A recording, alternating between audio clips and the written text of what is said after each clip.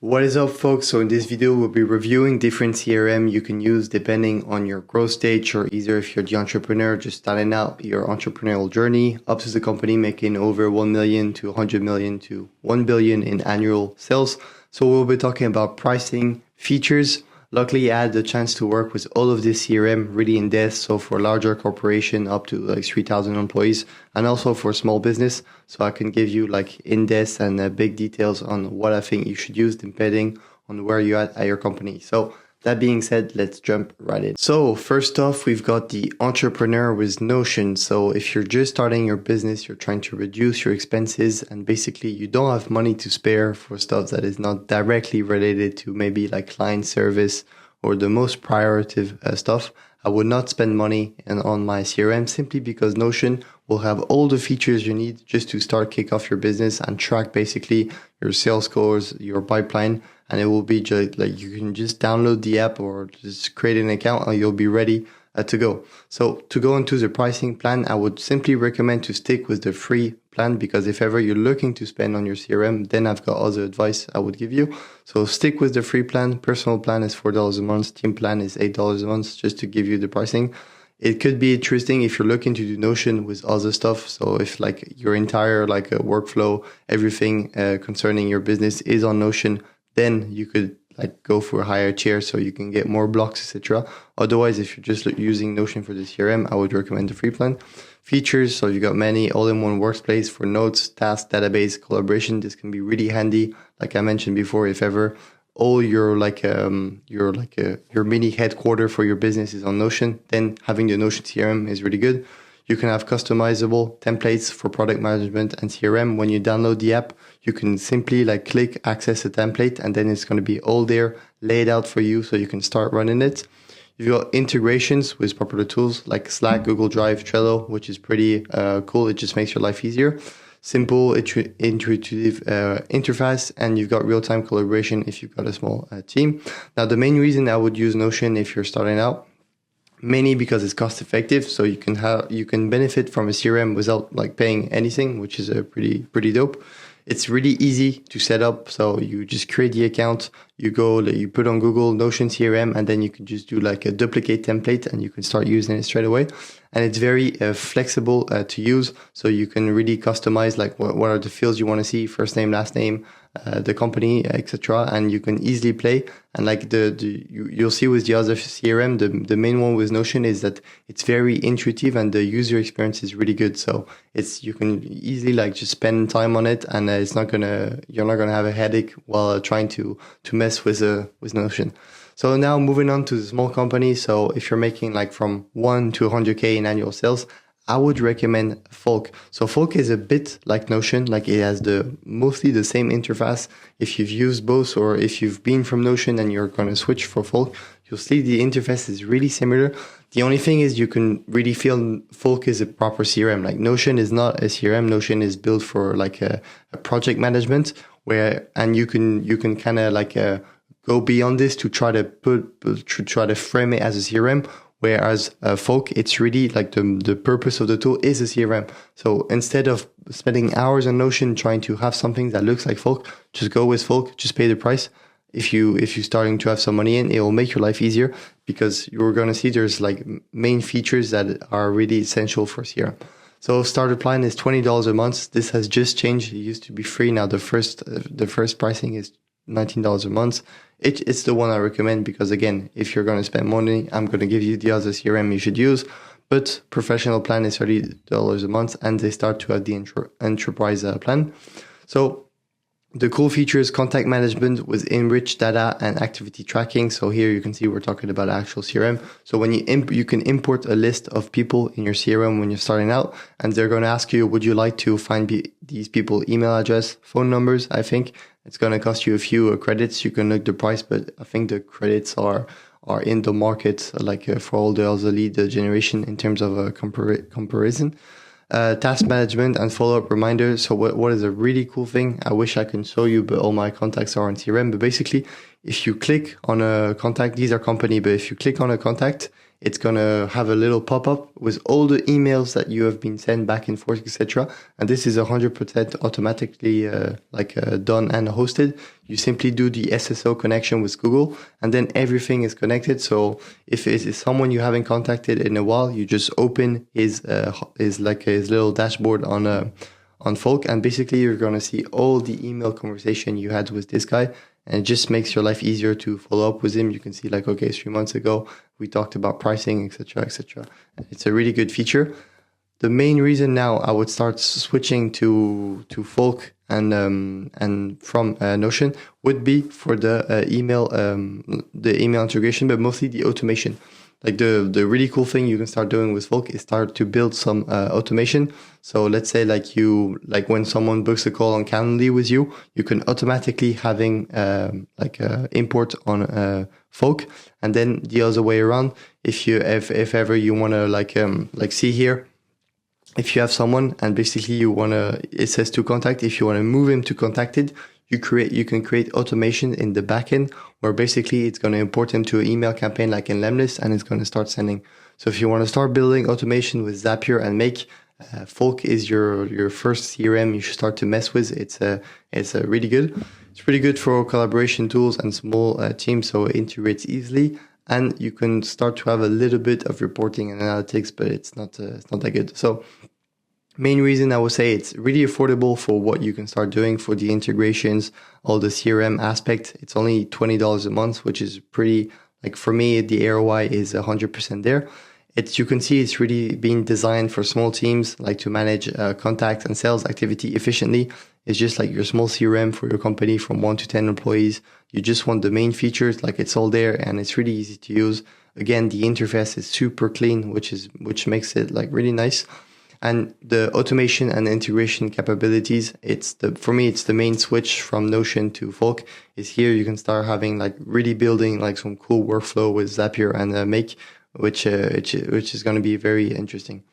So now for a medium company, so making 100K to 1 million annual sales, I see like the main ones are Pipedrive and HubSpot. So let's go over some of the features. So concerning pricing, you've got essential, advanced, professional, and enterprise ranging from $12 to $100 per month. Now this really depends. Now from this type of company size, the big pricings are going to be depending on the amount of contact you have in your company. The more contact you have, the more you're going to spend. So this I cannot make any recommendation. Usually you're going to be around the advanced or professional plan if you're really trying to scale maybe the enterprise. So features, customizable reports and insights. So the main reason I would switch from Notion to Folk would be because of the integration. So building like automated workflow using Zapier and Make. The main reason I would switch from Folk now to something like Pipedrive would be for the custom reports and just having like data reports showing like how many meeting books, doing graphics, etc. If you want to start doing reporting, if you need those type of like this type of reporting for your company, this is when you're going to make the switch from Folk to something like HubSpot and basically Pipedrive. So we've got workflow automation, a bit like Folk. You can build anything with the main apps, and you've got lots of integration. So these tools are really known, especially internationally. I think this one is more French. You'll have a easier time connecting these with all of the main tools. So a main reason I would start using will be because mostly you start to have like a suite of tools like inside the same tool. So like for your website, you can add a chatbot from Pipedrive. You can start doing like email marketing campaigns with automation. You can start having like the chatbot on the website. You can do all the automation. So you're really like buying one tool, but you've got access to a suite of different stuff you can start building around your company. So I would advise you to do more research on this because there's lots of different options depending on what you're looking to do. The main one I see with some of our clients and just like companies in general would be like just email marketing, like welcoming or nurturing a workflow. This is a big one. And so different automations depending, like if you got a lead coming inside the website, you want to make sure he appears under the marketing section inside your CRM. You've got really good scalable pricing plans to communicate to for your growing team. So you can see like there's a big range in the pricing gap, which makes it easier if you want to scale, if you need more features. And the reporting and automation is really good.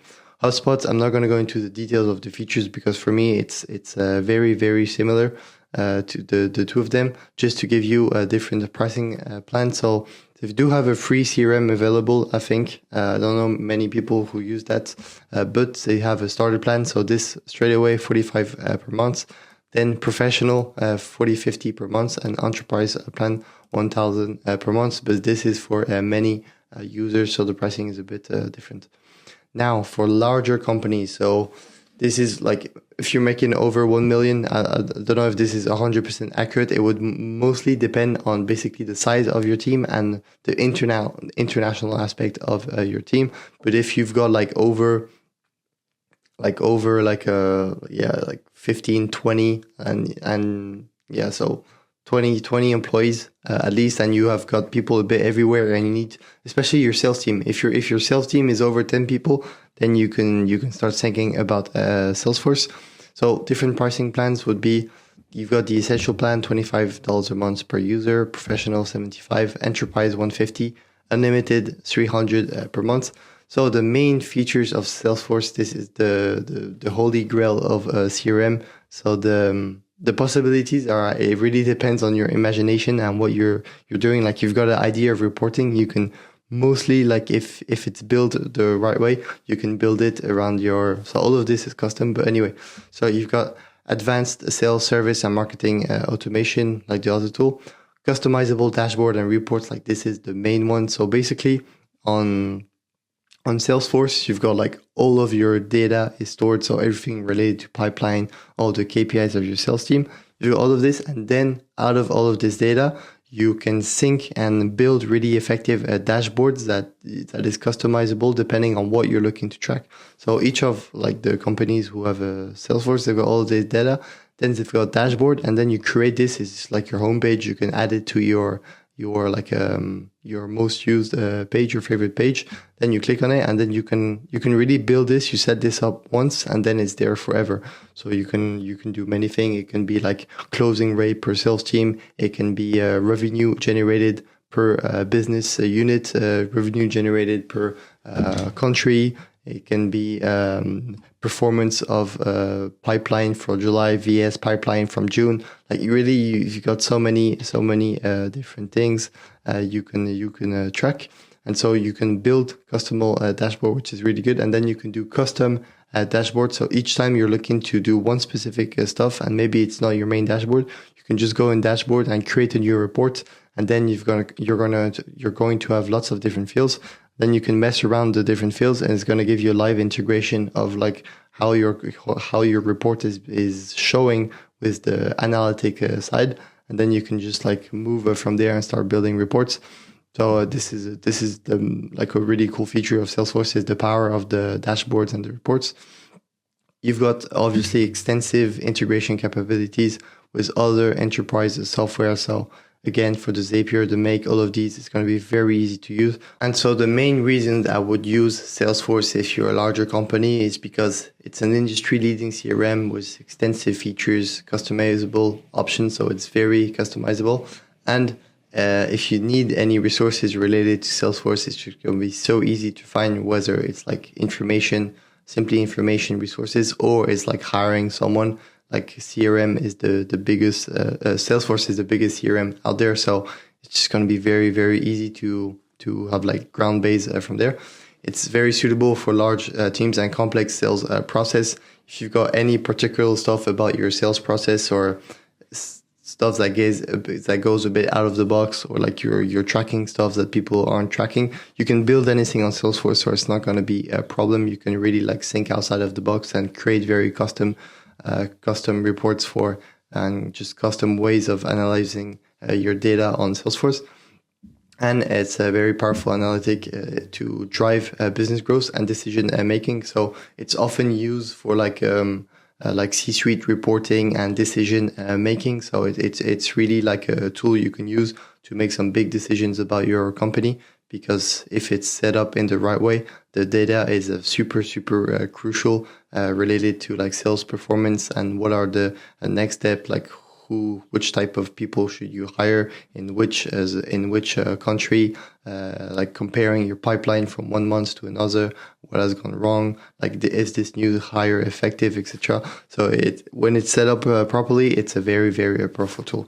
So if I was to recap just everything we discussed and really like focus on what is the important stuff, just getting started, you haven't made any revenue yet, you're thinking of growing slowly, I would use Notion. Then you're using Notion already, but you're going to start building automations, like just making like different type of automation for your CRM when people are booking in, when you want to create automatic campaigns, etc. I would use Folk.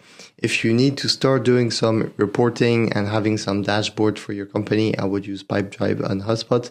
If you've got a bigger company with like a complex sales process and you really want to go custom into what you want to do and really like frame your CRM in 100% the way you want to do it, I would then use Salesforce to build custom reports and have like if you have an international team to manage.